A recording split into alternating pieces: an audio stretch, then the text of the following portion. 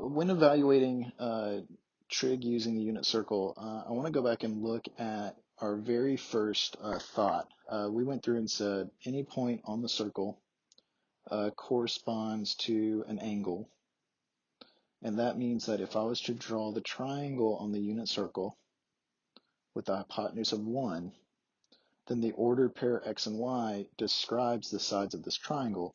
The issue with this definition and why I kind of want to go back and look at this is that this definition, we only looked at it for values that were in the first quadrant. So anything in between 0 and pi over 2.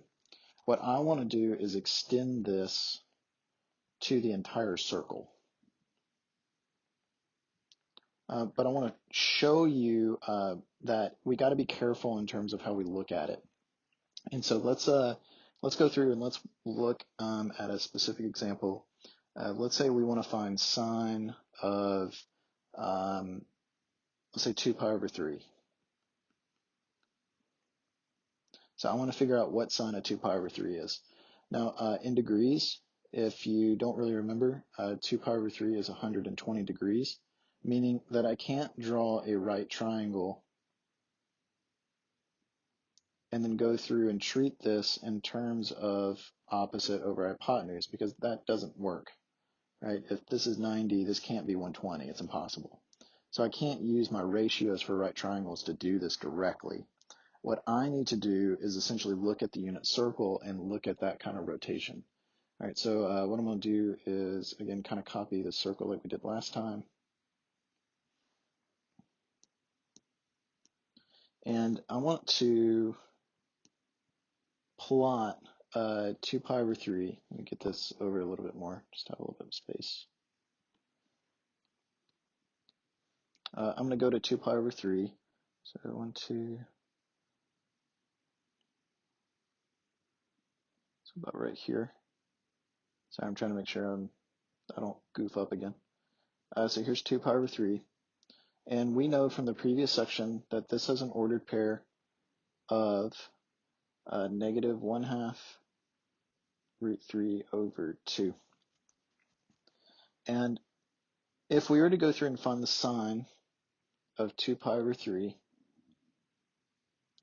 it would be the same thing as finding the sine of this triangle using its reference. Meaning that the sine would be root 3 over 2 over 1, and my answer would be root 3 over 2.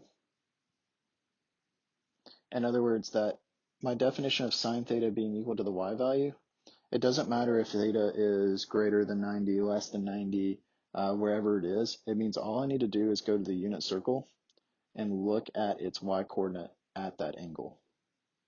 All right, well, what about, say, cosine of 2 pi over 3? Well, according to this formula here, it tells me to look at the x coordinate. So again, I would go to the x value on the unit circle. So for 2 pi over 3, my x coordinate is negative 1/2. So that means cosine of 2 pi over 3 is negative 1/2. But how does that work in terms of looking at the triangle? Right, we know that for 2 pi over 3, the reference is pi over 3. The answer to cosine of 2 pi over 3 involves the answer for cosine of pi over 3. Right? Pi over 3 is 60 degrees, meaning I can then draw a triangle for that.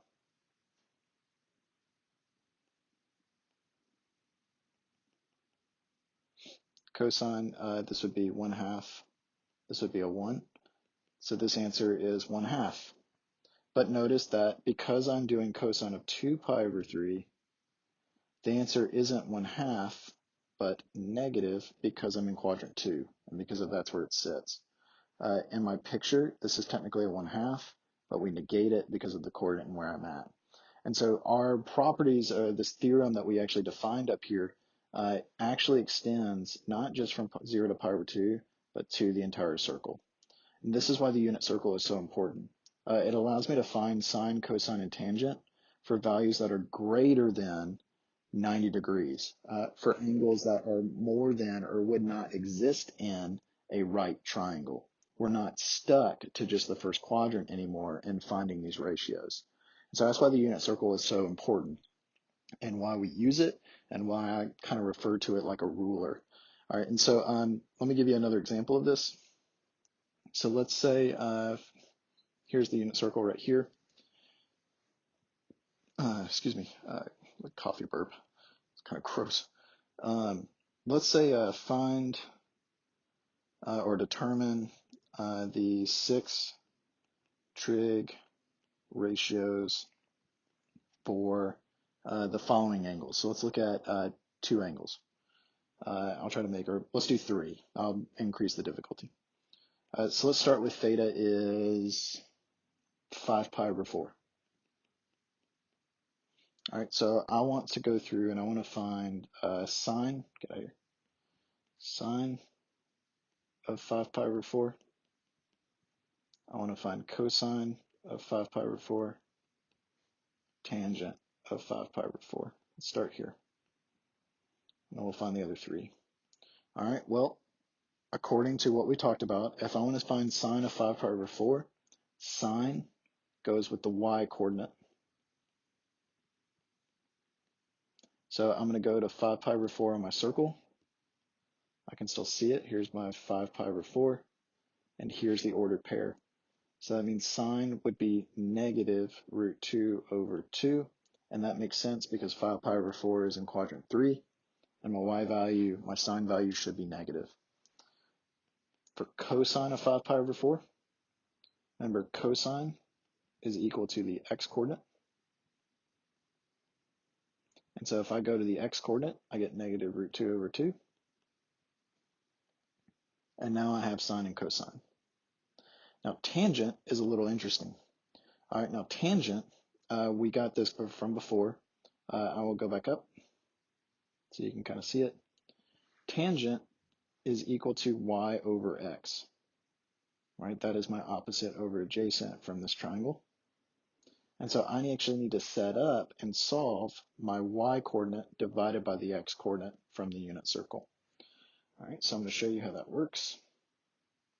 So for tangent of 5 pi over 4, this would be negative root 2 over 2. There's my y coordinate divided by my x coordinate, which is negative root 2 over 2. Now we could keep change and flip this, but be smart about this, right? Notice we have negative root 2 over 2 divided by itself. And what's a number always equal to when it's divided by itself? 1, right? It's negative divided by a negative, so this answer will be positive 1. All right, and so here's our big 3. Tangent again is y over x. Now, why this is really useful to get all the big 3 first is because when I want to do cosecant for 5 pi over 4, cosecant is defined as the flip, meaning that it would be 1 over the y coordinate, literally flipping the y coordinate. Or we can just flip the sine value, which is what we've done before.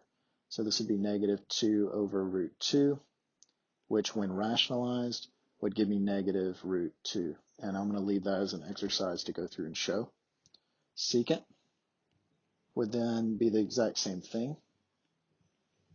So this would be negative 2 over root 2, which is negative radical 2. Cotangent 5 pi over 4 would be equal to 1. And here's the 6 trig ratios.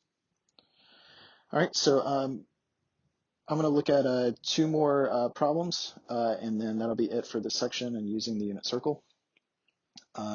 Let's say we had something that was like negative pi over 3. I want you to find the 6 trig ratios for negative pi over 3. All right, well, this means I need to figure out, well, where is negative pi over 3 on the circle? All right, because when I look at the unit circle, this only lists the positive angles in the positive direction. And so this is what we talked about before break and what I talked about in the video, that what I need to do is I need to find the coterminal angle on the unit circle for negative pi over 3. Which one should I actually look at? To do that, remember that if my angle is negative, to find the coterminal, I will add or subtract 2 pi. In this case, I'm going to add 2 pi because I'm starting with a negative angle. So this would be 2 pi over 1 or 6 pi over 3. So then I get 5 pi over 3. And that means negative pi over 3 is the exact same spot as 5 pi over 3. And I can find sine of 5 pi over 3, cosine of 5 pi over 3, and tangent of 5 pi over 3. And these answers are the same as if I was to do negative pi over 3, cosine of negative pi over 3, and tangent of negative pi over 3. All right, so I'm going to go through and write this out for these three. So sine would be the y coordinate at 5 pi over 3. So 5 pi over 3 is here. My y coordinate is negative root 3 over 2.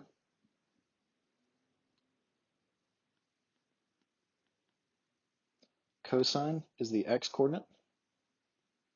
The x coordinate is 1/2.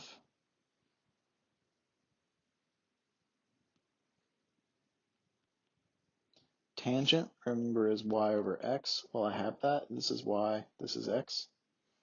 So negative root 3 over 2 divided by 1/2. This is where I'm going to need to keep change and flip. Now, I can take an educated guess here. Notice how both numbers here are divided by 2. So those are going to cancel each other out. But I will show that right below. So keep the top, change, flip the bottom. Again, notice that these 2's will cancel. And I'm left with negative root 3. So here's sine, cosine, and tangent for negative pi over 3. I will leave it as an exercise to find cosecant, secant, and cotangent, and being able to find that. All right, the last one that I want to do for this would be if theta was something greater than 2 pi. So let's say theta was, and I'll do, here's another one to kind of help do it. Let's say theta was 3 pi. Well, again, 3 pi is not on the unit circle, right? I go from 0 to 2 pi. So I need to find what is coterminal with 3 pi. Like, where would 3 pi sit? Well, to do that, instead of adding 2 pi, I'm going to subtract 2 pi to find my coterminal. So I'm going to do 3 pi minus 2 pi. And so this tells me that if I want to find sine, cosine, and tangent for 3 pi, I need to find sine, cosine, and tangent for pi. So sine of pi is going to give me the same thing as sine of 3 pi. Cosine of pi will give me the same answer as cosine of 3 pi. Tangent of pi will give me the same answer as tangent of 3 pi. Because they're coterminal, they land at the same spot, they have the same coordinates.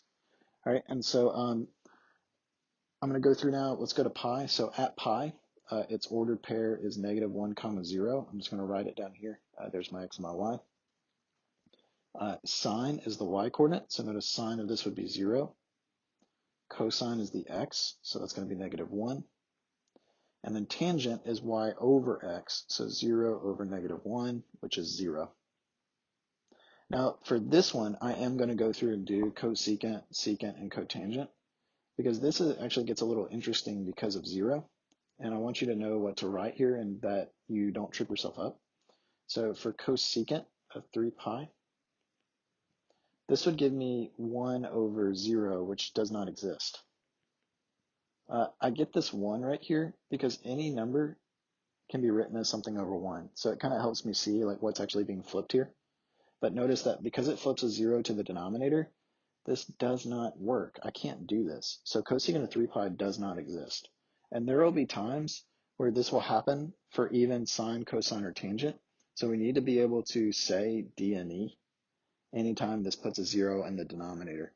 All right, and so that's going to be your answer. Undefined is another way to write it. I'm always just going to put d and e instead. All right, so for secant, -1 flipped is just -1. For cotangent, this is the same thing as cosecant. This will make it -1/0, which does not exist. These values don't work. All right, and so this is how we evaluate trig. This is how I use the unit circle. It really boils down to knowing this